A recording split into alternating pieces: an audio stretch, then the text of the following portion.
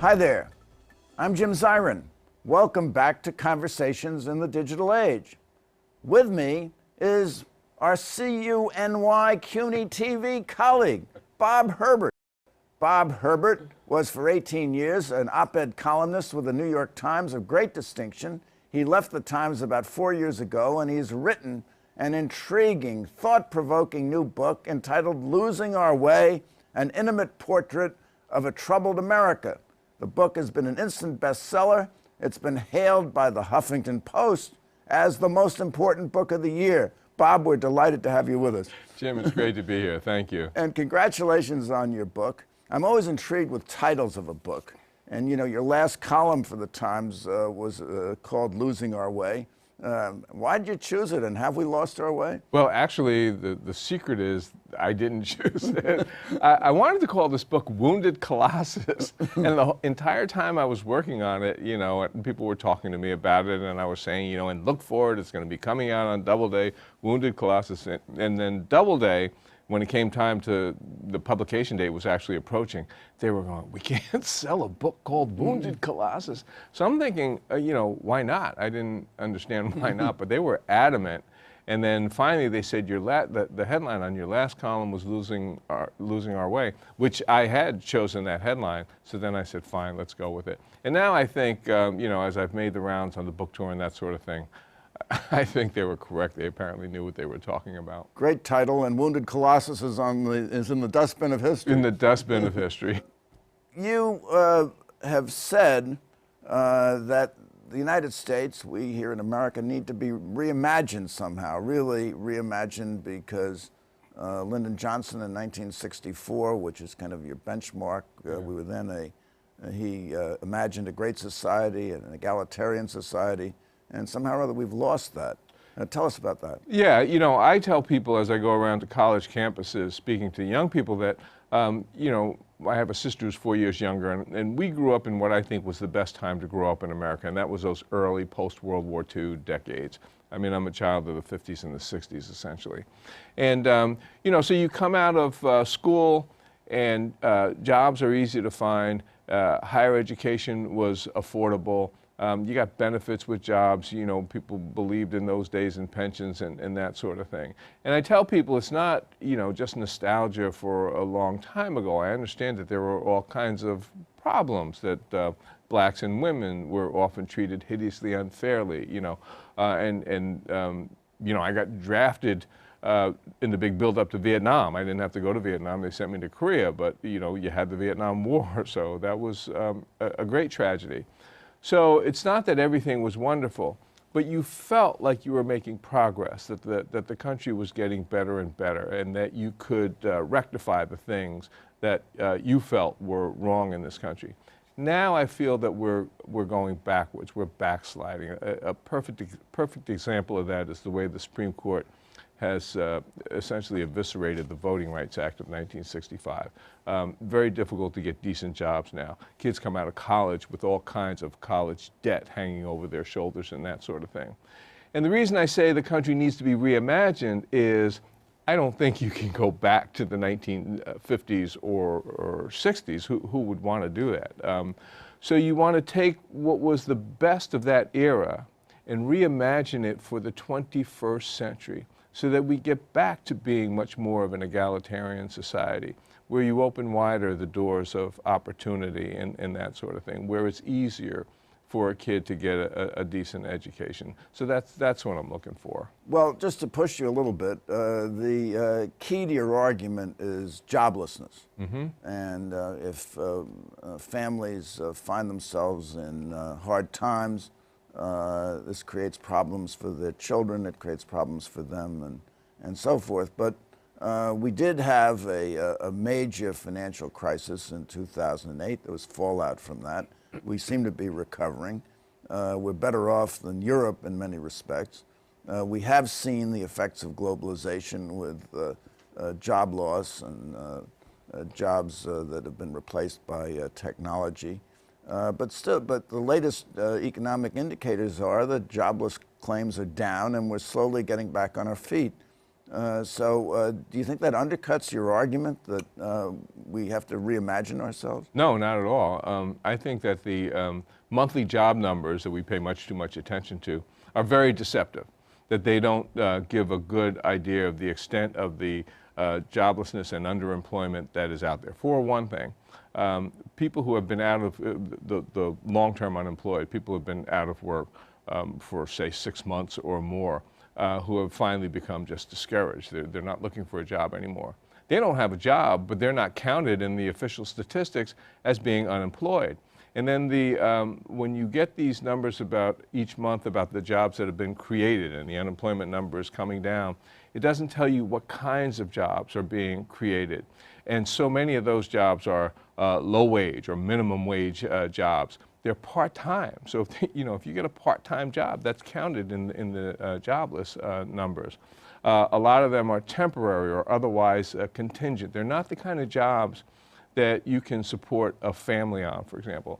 And even before, this whole employment problem started long before the Great Recession, which actually started officially in December of 2007.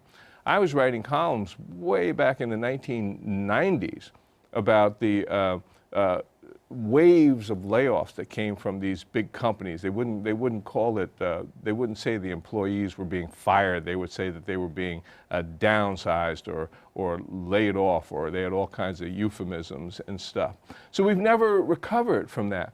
We have just found out that the United States of America in November 2014 has reached a new record in child homelessness in this country. Child homelessness. Child homelessness. I mean, that's horrible. Every night in New York City, in our town, 50,000 people jam the homeless shelters every night. Tons more are turned away. Many of those are children. You know, I see them. I live on the Upper West Side. I see the homeless every morning when I come out. I'm an early riser. They're sleeping on the street. They're sleeping on church steps. They're sleeping in alleyways. We have a tragic situation here in terms of joblessness, poverty, underemployment now, that we're not paying nearly enough attention to. Now, your book really makes a case for the middle class and says it's the middle class that is threatened. Now, are these homeless people whom you see, were they formerly members of the middle class? Well, the homeless people that I see sleeping on the streets, in many cases, these are folks who have other kinds of problems, who have problems with drug addiction or alcohol abuse. You have to go into the shelters in other areas of the country if you want to talk about the people who have been suffering from unemployment or home foreclosure and that sort of thing. Many of those were in fact formerly middle class, but one of the things that happens with the middle class when they get hammered by home foreclosure and joblessness is not that they show up in homeless shelters. They double up with relatives and friends. So you have all kinds of people in the United States who are living with 2 or 3 families to an apartment or to a home and that sort of thing. And another thing that you have are the young people who are coming out of high school and who are coming out of college. Many of them have had to go back home and live with their families. There's been a lot of coverage about that. But also many of them, rather than getting their own apartment and beginning to get a foothold on an adult standard of living, they're living with 4 or 5 or 6 roommates and that sort of thing. Now, that is economic dislocation, and it exists unquestionably in varying degrees, but you also write about political dislocation. And you referred to the Supreme Court with the Voting Rights Act, but then there's also the opinion on campaign contributions. Oh, yeah. So do you want to talk about that a little bit? Sure. What happens is, one of the things where Citizens United. The Citizens United decision, yes, which basically opened the floodgates and unlimited corporate campaign contributions. you know, one of the things that happens is that people's eyes glaze over when you start to talk about things like wealth or income inequality. You know, it's not that they don't want to hear it, but they're just basically not interested. It's abstract. It doesn't get to, you know, it's not fun. But these are important issues because when we have the kinds of extremes of inequality that we have in the United States now, it's not just financial inequality, it's political inequality. So the folks who have so much money have most of the say in terms of electing our public officials and then beyond that, most importantly, in terms of policy. So, for example, you have a large majority of Americans who are in favor of an increase in the federal minimum wage. But it's so hard to get that increase because the people who have power are the people who are at or near the top, who have the money, who are worried about reduced taxes. They don't want more services for people. They don't want to pay more in taxes. So they fight against an increase in the minimum wage. And that's just one example of the kind of thing that harms people in the lower echelons of income because they don't have the same kind of political clout that the rich have. So I suppose what the American dream is, and what Johnson was imagining, was that the working class people would enter the middle class, right, and middle class people would do better. Yes. And the key to a lot of that is education and equipping these people that I've spoken of with appropriate skills, either intellectual or technical skills, so that they can join the workforce at a much higher level. Are we doing our job in the area of education? That's something you write about extensively in the book. Well, I fight back against that concept somewhat.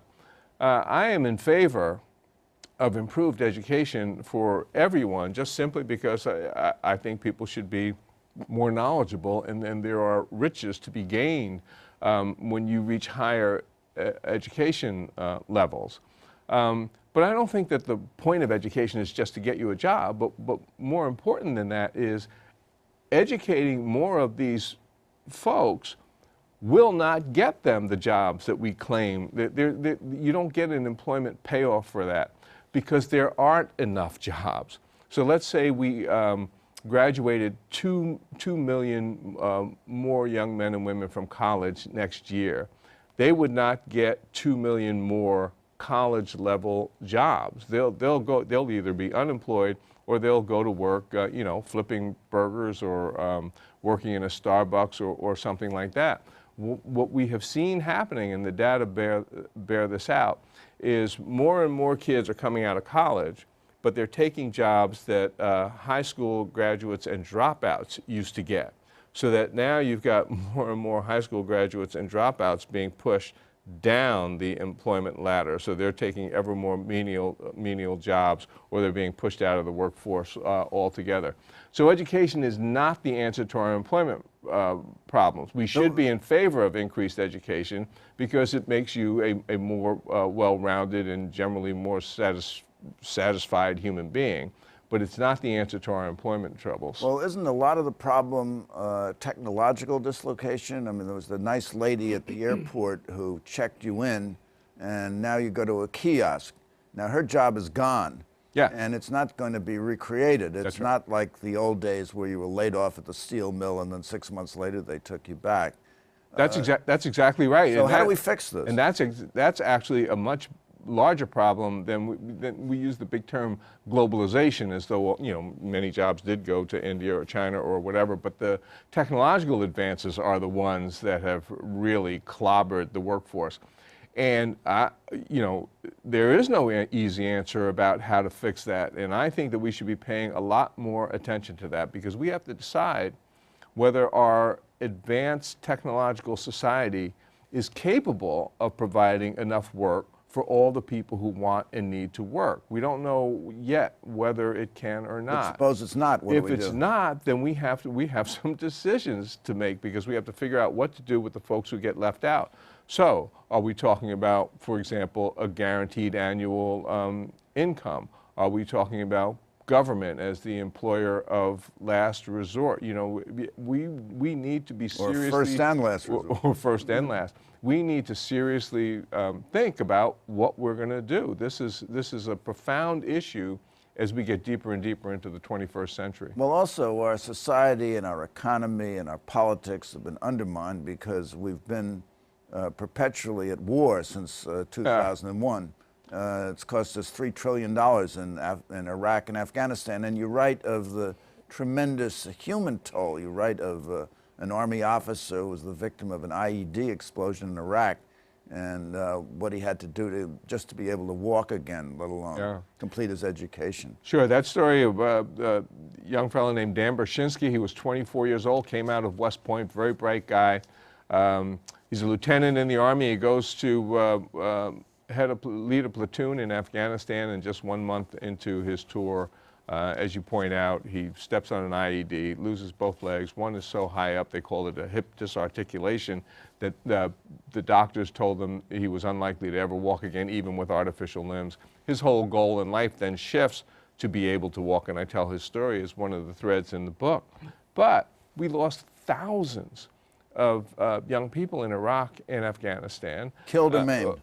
No, thousands killed. Killed. Tens of thousands maimed in those wars. And you know, no one even knows, has a real number about how many Iraqis and Afghans were killed in those wars. And then you point out there's the economic toll. I mean, Joe Stiglitz and a colleague at Harvard, Joe's at Columbia, a colleague at Harvard named Linda Bilmes wrote a book called, a few years ago, called The $3 Trillion War. They underestimated the cost of the war. They're now thinking that it's at least $4 or $5 trillion ultimately that these wars will cost. Well, we don't even pay much attention to that. We're not covering in any real sense the young men and women who are being who have been sent into combat for tour after tour. We don't discuss in any kind of significant public way how we're going to pay the cost of these wars, which essentially have been put on a credit card. And the cost of these wars and the attention that they divert from other important public issues makes it much more difficult to make the investments that would make this a stronger and economically stronger society. So these wars have really gone a great distance to undermining the promise of the American dream. Exactly right. Now also, you tackle the problem of our decaying infrastructure. I think Brzezinski said he flew from Beijing to Dulles, and it was like going back 40 years in time. What's to be done about this? You write of this wonderfully heroic woman, Mercedes Gordon, who was in a car over the bridge that collapsed in Minneapolis, right. I-35W, and how she tried to put her life together. And what a tragedy. Yeah, this woman, I was crazy about Mercedes. She's got such courage and such a great sense of humor. She was 32 years old. She was on that I-35 bridge that collapsed into the Mississippi River. She was horribly injured. Her car landed on an embankment and slammed into a retaining wall. So she broke her back, her legs were crushed, and that sort of thing. And so I chronicle her recovery from this terrible accident. And the reason, the way I got to introduced to Mercedes is that I wanted to write about infrastructure because our infrastructure is in sad shape, and if we were to rebuild it, it would be a great source of good new jobs. But if you think wealth and inequality make people's eyes glaze over, try writing about infrastructure. So I'm going, oh my goodness, how am I going to write about this? So that's when I decided, well, I'll write about the bridge collapse because it's a dramatic story. So I got to Mercedes. But what we don't know very well, because they don't really get covered, are the number of disasters that are infrastructure related. Train wrecks. So train wrecks, and you know, our electrical grid is not in good shape, so we have these big storms, and then the lights go out. We saw what happened on the East Coast with Hurricane, was that Sandy? Superstorm Sandy. Superstorm Sandy. So, and our airports compared to other places are in terrible shape. The subway system, it's a remarkable system here in New York City. I can't imagine what the city would be like without it, but that subway system was made at the turn of was developed at the turn of the 20th century. It hasn't really been modernized, you know. So if we were to have a... Or adequately looked after, it you go to Tokyo, as I recently did, and ride the subways. I mean, you could literally eat off the floor. Isn't that something? It's just unbelievable how well kept it is. Right. And why can't we do that? We could do that. You know, we have to make investments, and it's important because the politicians talk about spending, and they make it sound like you're just flushing the money away. Investments mean that there's going to be a payoff down the line. If we made these investments in infrastructure or the proper investments in education, for example, you would end up with a more prosperous country. Millions and millions of individuals and families would benefit. Well, but you have to think long term in order to do that. A lot of people have taken a stab at our educational system, most notably Bill Gates, who said, well, we could have smaller schools, and he had a program for that, and that didn't work. We went down the wrong road on education with these corporate reforms. Yeah, you mentioned the Bill Gates Smaller Schools Initiative, which lasted for several years in the early part of the 21st century. He thought that the problem with our high schools was that they were too big, so we turned them into these smaller academies, invested billions of dollars in that, and then it turned out that didn't work. He acknowledged that it was a failure. And then... What about charter schools? We've all seen charter schools. Were a good idea to begin with because they were going to be experimental, but they were supposed to work cooperatively with the traditional public schools, so that when you had experiments in the charter schools that worked, you were supposed to expand it to the system as a whole. Instead, what the corporations have done, and these giant foundations, is set up charter schools in competition with public schools, so they take resources away from public schools. That's not from the traditional public schools, because charter schools are still public schools. That's not a good idea. Why do you want to take resources away from schools that are educating our children? So. Well, there is a cap in the city of New York on charter schools, and Merrill Tisch, who is the state chancellor, wants to raise the cap. So do you agree with her? We should have more charter schools? No, I think that we need to stop and take a look at what's working with charter schools and what's not working with charter schools. Just so I'm not opposed to charter schools per se, but I don't want the charter schools. Charter schools in the United States educate only a very small percentage of the public school population. Something like 90% of American kids go to traditional public schools, not charter schools. So the idea of heaping all these resources on schools that only educate a small percentage of the kids doesn't seem to make sense to me. So let's look at the charter schools, find out the things that are working well that we could expand and do that. And the charter schools that are not working, that were a bad idea to begin with, or that are going down the wrong road, close them, shut them down. You are kind of pessimistic that we can do this through our political system, because you say that's controlled by the moneyed class and by large contributions.